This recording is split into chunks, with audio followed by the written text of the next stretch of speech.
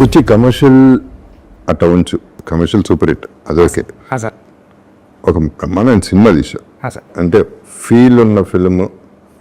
నాకు for example అది artist నా లైబ్రరీలో పెట్టేసుకునే cinema one of the 200 films అవ్వచ్చు నేను చేసిన సినిమాలు. సో అచీవ్మెంట్, ఆ ప్రైడ్ ఆర్టిస్ట్గా నాకుంది. అట్లాగే ప్రతి ఒక్కడు పనిచేసినాడు, అందరికీ ఆ ప్రైడ్ ఉంది. అలా ఫీల్ అవుతున్నారు సార్, నిజంగా మాట చెప్తున్నారు sir. See, this film is an experience. Sir ఇది స్ట్రైట్ అవే కమర్షియల్ అంటే మసాలా సినిమా కాదు, డీప్ రూటెడ్ ఫిల్మ్. అవునండి, పబ్లిక్ కూడా ఈరోజు మాట్లాడే మాట అదే సార్. అంటే ఇండివిజువల్గా ఎవరి కాళ్ళు అంటే రివ్యూస్ చాలా మంది ఉన్నారండి. మామూలు ఒక వాళ్ళకి ఫాలోవర్స్ ఉంటారు, ఒక 5 లక్షలు 6 లక్షలు 10 లక్షల మంది ఫాలోవర్స్ ఉంటారు. వాళ్ళు రివ్యూ ఇవ్వడం ఏంటంటే పబ్లిక్ సినిమా చూసి బాగుంది బాగోలేదని కాకుండా డైరెక్ట్గా రివ్యూ ఇచ్చేస్తున్నారు సార్. అంటే మొబైల్ ఇలా పెట్టుకొని వాళ్ళు ఒక రివ్యూ అంటే మౌత్ టాక్తో పక్కన చెప్పడం కాకుండా ఒక రీల్ పెట్టేవాళ్ళు ఒక వీడియో క్లిప్ పెట్టి చాలా బాగుందని వాళ్ళు పర్సనల్గా ఒక రివ్యూ ఇస్తున్నారండి. ఆ మౌత్ టాక్ వల్లే ఎంత స్ప్రెడ్ అయ్యి what ever I went to the experience with you with your project, నేను ఫీల్ అయింది టేక్ ఆఫ్ ఎక్కడికో వెళ్ళిపోయిన సినిమా అనేది. నేను ఏదైతే అంటే నేను గబుక్కని ఏది అన్నో, నేను అన్న మాటలు మళ్ళీ రిపీట్ చేస్తున్నా. ఈ సినిమా ఇండస్ట్రీ ఊపిరి పీల్చుకుంటుంది మళ్ళీ అనే ఆ టైం వచ్చింది అనేది నేను ఖచ్చితంగా చెప్పాను. అలాగే నేను చెప్పింది రామ్ చరణ్ ప్రతి షాట్ 6 అని చెప్పాను.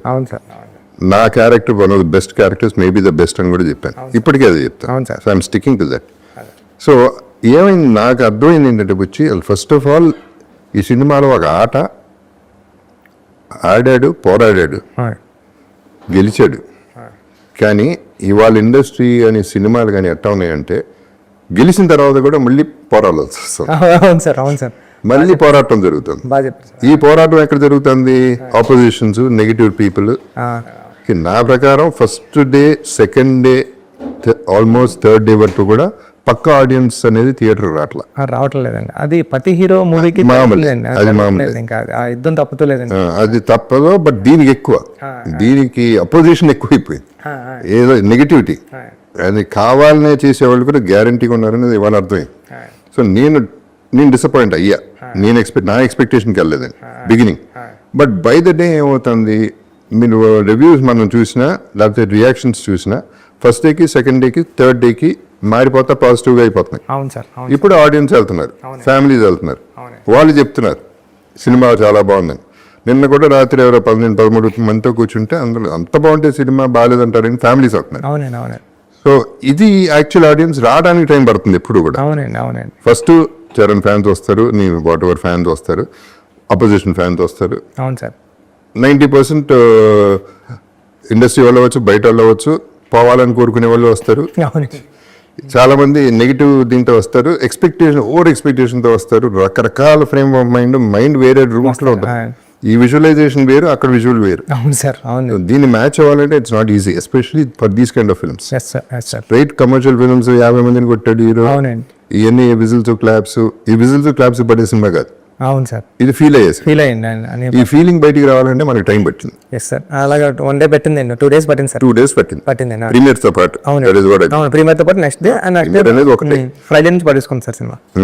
అది so that is a good thing. అవును సార్.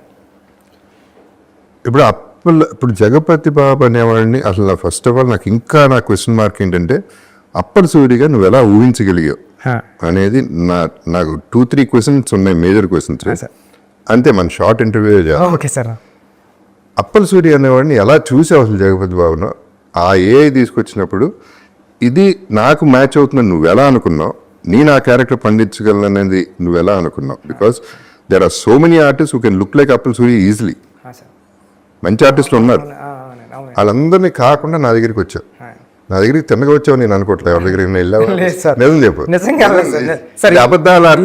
నిజంగా నేను ఆలోచించుకుని ఉంటాను కానండి ఎవరికి వెళ్ళిన నేరేషన్ అప్పల్ సూరి ఏం ఆలోచించుకున్నావు చెప్పు.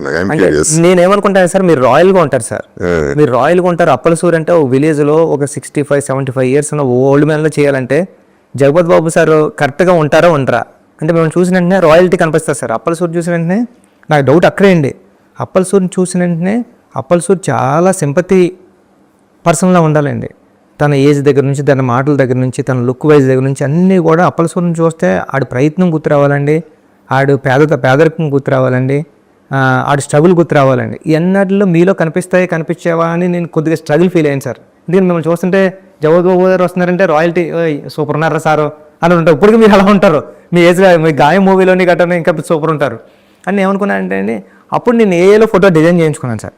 ఏఏలో ఫోటో ఒక మన ఆయన ఉన్నారు కదండి, మన మేకప్ ఆయన రషీద్ గారికి ఇచ్చి ఏలో రషీద్ గారికి చేస్తే నాకు లుక్ కనిపించారండి. ఓరు నాయన జేబీ సార్ కరెక్ట్గా ఉన్నారు, మనం గెలిపోవచ్చు అని మీ దగ్గరకు వచ్చి నేను నేరేషన్ ఇచ్చానండి. అస్సలు ఎవరి దగ్గరికి వెళ్ళలేదండి నేరేషన్కి, ఈ ఫిల్మ్కి అయితే. మైండ్లో ఇంకెవరు ఉన్నారు సార్? మైండ్లో ఎవరు లేదు సార్. సరే, ఓకే. సరే. సో ఇది అప్పల సూరి నుంచి అప్పలవలస వరకు తీసుకెళ్ళావు జగపతి బాబుని. సార్ ఆ ట్రావెల్, ఆ జర్నీ నువ్వు ఊహించింది నేను ఊహించలేను. కానీ ఎప్పుడైతే నువ్వు చూపించావు photo, I was in it. నేను ఫీల్ అయిపోయాను. ఏ రోజైతే మనం ఇక్కడే ఇదే ఆఫీస్లో మనం పైన స్టార్ట్ చేసాం ఫోటో షూట్, డ్రెస్ వేయగానే అందరూ కళల్లో తెలిసిపోయింది అప్పల సూరి ఉన్నాడు, అప్పల సూరి కనపడుతున్నాడు, జగపతి బాబు కనపడట్లేదు అనేది క్లియర్గా కనపడింది. అప్పుడు దాకా నాకు 100% నమ్మకం లేదు. వేసిన తర్వాత 100% ఫస్ట్ కెమెరా క్లిక్కే అర్థమైపోయింది, okay we're done, we're good అని. ఆ తర్వాత ఇంకా ఆలోచించడానికి నీకు లేదు, నాకు లేకుండా పోయింది. So I want thank you for one thing, for thinking of me as Appal Suri, which is an impossible thing. నేను నా క్లోజెస్ట్ ఫ్రెండ్స్ కూడా గుర్తుపట్టలేదు, చాలామంది ఫ్యామిలీలు కూడా గుర్తుపట్టలేదు. గుర్తుపట్టకుండా జగపతి బాబు కనపడకుండా అప్పల సూరి కనపడేలా చేశాడు, నంబర్ 1. నంబర్ 2, లాస్ట్లో మళ్ళీ అప్పల సూరిని మళ్ళీ గుర్తు చేశావే, అది రామ్ చరణ్ లాంటి పెద్ద స్టార్ నోటితో క్లైమాక్స్లో మళ్ళీ తీసుకొచ్చావు. అది డైరెక్టర్స్ విజన్. అక్కడే నేను పండా, అప్పల సూరి పండింది ఆ షాట్ వల్ల. పర్ఫార్మెన్స్ అన్ని పక్కన పెడితే ట్రాక్మే కూడా సార్, మీకు ట్రాక్మే కూడా సార్ ఇది అప్పల సూరి కదండి మీకు. అందుకే పెద్దిగడి కదా అప్పలవలస స్టేషన్ అయిందండి. ట్రాక్మే కూడా పెద్ది పరిగెట్టేటప్పుడు కూడా మీరు కనిపిస్తారండి పెద్దికి మళ్ళీ ట్రైన్ బ్యాక్ వచ్చేస్తుంటే, రన్నింగ్ రేస్లో కూడా ట్రైన్ బ్యాక్ వచ్చేస్తుంటే మీకు తగిలేస్తుందని ఫీల్ అయితే కనపడిపోయాడు అంతే అండి. అప్పుడు కూడా మీరు వచ్చారు స్క్రీన్ మీదకి, అప్పుడు కూడా వాయిస్ ఓవర్లో కూడా మీరు ఉంటారు, ఇలా బతకడం కదరా పెద్ది, ఇలా సావడం తప్పురా అని. అప్పుడు లెగిస్తాడు, అప్పుడు ట్రై చేస్తాడండి. హీరో తర్వాత అప్పల సూరి క్యారెక్టర్ అండి. అందుకే లాస్ట్ వరకు కూడా హీరో మాటల నుంచి, మీరు అన్నట్టు హీరో మాటల నుంచి వచ్చే డైలాగ్ కూడా అప్పలవలస అనేది అవుతాడండి. అప్పుడు కూడా మీరు చూస్తే థియేటర్ అంతా కూడా అప్పటి వరకు సౌండ్స్ మ్యూజిక్తో ఉన్నది. వచ్చి ఆ స్టేషన్ మాస్టర్ వచ్చి ఇలా అడిగితే మొత్తం థియేటర్ అంతా ఏం చెప్తుందని హీరో మాటలకి ఆయన మాటలు సైలెంట్ అయిపోద్దండి. మీరు చూడండి మొత్తం ఆడిటోరియం అంతా సైలెంట్, మ్యూజిక్ కూడా ఉండదండి అక్కడ. అప్పుడు మీ నేమ్ ఎప్పుడైతే అనౌన్స్ చేశారో అప్పుడు అరుపులు కేకలు ఉంటాయని నేను ఫీల్ అయ్యాను సార్. అది పండింది వచ్చి. ఇప్పుడు this is where I respect directors. ఇప్పుడు ఆర్టిస్ట్ చేయటం ఒక ఎత్తు అయితే, ఎక్కడ మళ్ళీ ఆ ఆర్టిస్ట్ పేరో లేకపోతే మాటో రావాలి అనేది డైరెక్టర్స్. ఇప్పుడు అంతపురం తీసుకుంటే ఫర్ ఎగ్జాంపుల్, ఆ టైంలో సౌందర్య అనేది ఉన్న సిచ్యువేషన్కి ఎవడో ఒకడు రావాలి, ఒక ఆపద్బంధుడు రావాలి. అది ఎవడన్నా కానీ ఆడ మగ ఎవడైనా ఓకే, ఆ సిచ్యువేషన్లో రావాలి అనేది ఆ స్క్రీన్ ప్లే అనేది director thought. It is not the artist thought, it is not the artist greatness.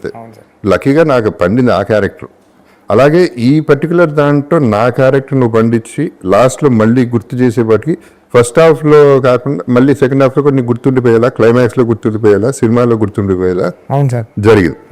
So this is where I'm really happy with my character in the film. ఇక రామ్ చరణ్ తెలిసిందే, అంటే అసలు నువ్వు ఒక మెగాస్టార్ కొడుకు, ఒక మెగా పవర్ స్టార్, ఆస్కార్, ఆర్ఆర్లు, బ్యాక్స్ మ్యూజియంలు, ఇన్ని అచీవ్మెంట్లు ఉన్న ఒక హీరోని అంత కష్టపెట్టావు. అన్బిలీవబుల్ కష్టం చేశాడు పాపం. అంటే రంగస్థలం ఉంది ఫర్ ఎగ్జాంపుల్, నేను చేసిన చిన్న దాంట్లో కష్టం కంటే ఎమోషను, డ్రామా ప్లే చేయటం ఈజియర్ దెన్ బాడీ బిల్డ్ చేసి బాడీ తగ్గించి ఈ ప్లే ఉంది. అది మెంటలీ ఫిజికలీ అంటే ప్రాణం పెట్టడం కాదు, మనిషి చేసే పని చేయలేరు రామ్ చరణ్. మనిషి కంటే ఎక్కువ చేసాడు. ఒక స్టార్, మెగాస్టార్లు, ఈ స్టార్ల కంటే కూడా బాగా పెద్దగా చేసాడు, గొప్పగా చేసాడు. ప్రతి ఫిల్మ్కి అంటే పొగడాలని పొగట్లేదు వచ్చి, గ్యారంటీగా నేను రంగస్థలం అప్పుడు నేను ఒకటి అన్నాను, చిరంజీవి గారు కూడా ఫీల్ అయ్యారు స్టేజ్ మీద అన్న, first time Ram Charan act చేశాడని. నాకు విపరీతంగా నచ్చాడు రంగస్థలం. అక్కడ నుంచి ప్రతి సినిమాకి 10x 20x 30x పెరుగుతా వెళ్ళిపోతున్నాడు యాజ్ ఎ ఆర్టిస్ట్. అవును సార్, ఈ సినిమా పీక్. అవును సార్, ఇప్పుడు పర్ఫార్మెన్సెస్ లో పీక్. అవునండి, అవునండి. సో తంది ఇక నోన్ ఫ్యాక్టరీని ఎక్కువ మాట్లాడాల్సిన అవసరం కూడా లేదు, ఇక తను ఎక్కడికో వెళ్ళిపోయాడు. అవును సార్, ఈ రోజు మొత్తం అంతా సోషల్ మీడియా అంతా కానీ, సినిమా చూసిన వాళ్ళంతా కానీ మాట్లాడేదంతా చరణ్ గారు అండి. పెద్ది అంటే పెద్ది ఎక్కడ కూడా రామ్ చరణ్ గారు అన్న పర్సన్ కనపడలేదండి. పెద్ది క్యారెక్టరే, పెద్ది ఇన్వాల్వ్మెంట్, పెద్ది ఆయనకి అందరూ కూడా నేనేదో రాసుకుంటా నేషనల్ అవార్డు వస్తుందని నేను అనుకున్నాను కదండి. ఆయనకి ప్రతి ఒక్కళ్ళు కూడా అందరూ నేషనల్ అవార్డు వస్తుంది వాళ్ళే అంటున్నారు. అది గ్యారంటీ. అంటే ఆయన పర్ఫార్మెన్స్ అంత రంగస్థలం, ఆర్ఆర్ఆర్ అన్ని బాగున్నాయండి. దానికన్నా దీంట్లో పీక నేను నమ్మానని జనాలు కూడా అది ఆ ఫస్ట్ మార్కులు అయితే దానికి వేసేసారండి సినిమాలో. అది డిజర్వింగ్ కూడా. అది దట్ ఈస్ నో చాయిస్ అక్కడ, ఎవరికి చాయిస్ వదల. అంటే ఇష్టం లేని వాళ్ళు కూడా చచ్చినట్టు ఒప్పుకోవాలి. అలా ఉంది సార్. మనసు ఒప్పకపోయినా మనసుకు తెలుసు, అవునండి, అవును. బయటికి చెప్పలేకపోయినా. బట్ అది దాని గురించి పెద్ద డ్రామా లేదు, ఇంకా మనం ఏం చేయలేదు. అంటే మనం ఆపలేని కాంప్లిమెంట్. అవును సార్. అది కాంప్లిమెంట్ కూడా కాదు, అటువంటి అప్రిసియేషన్, అటువంటి ఆర్టిస్ట్ మనం. ఎందుకంటే సార్ ఇప్పుడు ఒక జోక్ వేస్తే సరదాగా నవ్వు వచ్చేస్తుందండి. ఒక ఏడిపించడం అంటే మామూలు విషయం కదండి. అది ఆ లేడీస్ అందరూ ఏడుస్తున్నారు. నిన్న నేను అల్లు స్టూడియోస్కి దానికి వెళ్ళానండి. వెళ్తే దాంట్లో కూర్చొని అందరూ చూస్తుంటే ఇలా తుడుచుకుంటారండి. వాళ్ళ హస్బెండ్లు అంటున్నారండి, అంటే ఈ స్క్రీన్ ఇలా వాళ్ళ ఫేస్ మీద పడుతుంది కానీ ఇలా బ్యాక్ చేస్తే ఆగు అంటున్నారండి. అయినా సరే తుడుచుకుంటారండి. అంతలా ఓవర్ కనెక్ట్ అయిపోయిందండి లేడీస్కి. అంటే అంతలా ఇన్వాల్వ్ అయిపోయి చేశారండి చరణ్ గారు.